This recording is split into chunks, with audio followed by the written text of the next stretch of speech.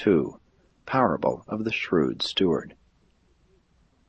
One evening Simon Zelotes, commenting on one of Jesus' statements, said, "Master, what did you mean when you said today that many of the children of the world are wiser in their generation than are the children of the kingdom, since they are skillful in making friends with the mammon of unrighteousness?" Jesus answered, "Some of you, before you entered the kingdom, were very shrewd in dealing with your business associates. If you were unjust, and often unfair, you were nonetheless prudent and far-seeing, in that you transacted your business with an eye single to your present profit and future safety.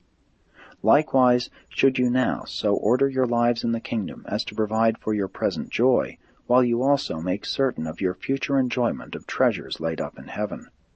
If you were so diligent in making gains for yourselves when in the service of self, why should you show less diligence in gaining souls for the kingdom, since you are now servants of the brotherhood of man and stewards of God?"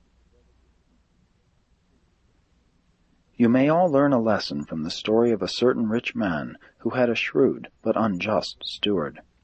This steward had not only oppressed his master's clients for his own selfish gain, but he had also directly wasted and squandered his master's funds.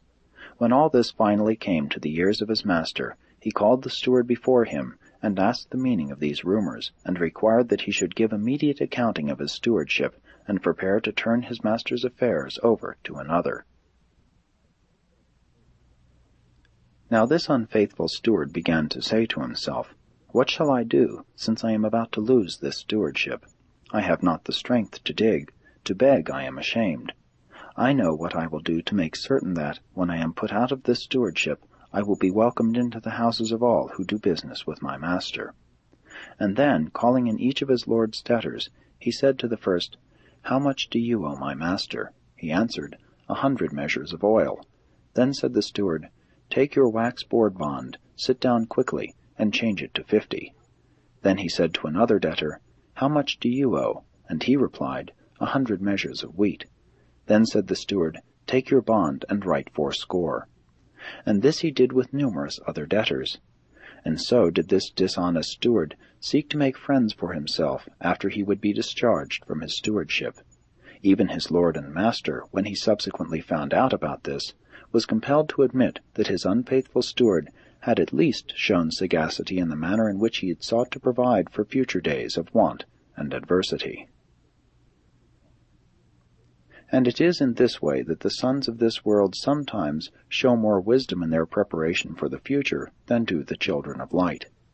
I say to you who profess to be acquiring treasure in heaven, take lessons from those who make friends with the mammon of unrighteousness, and likewise so conduct your lives that you make eternal friendship with the forces of righteousness, in order that, when all things earthly fail, you shall be joyfully received into the eternal habitations.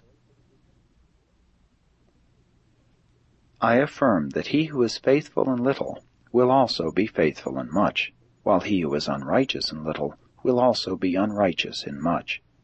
If you have not shown foresight and integrity in the affairs of this world, how can you hope to be faithful and prudent when you are trusted with the stewardship of the true riches of the heavenly kingdom? If you are not good stewards and faithful bankers, if you have not been faithful in that which is in others, who will be foolish enough to give you great treasure in your own name? And again I assert that no man can serve 2 masters. Either he will hate the one and love the other, or else he will hold to the one while he despises the other. You cannot serve God and mammon. When the Pharisees who were present heard this, they began to sneer and scoff, since they were much given to the acquirement of riches. These unfriendly hearers sought to engage Jesus in unprofitable argumentation, but he refused to debate with his enemies. When the Pharisees fell to wrangling among themselves, their loud speaking attracted large numbers of the multitude encamped thereabouts. And when they began to dispute with each other, Jesus withdrew, going to his tent for the night.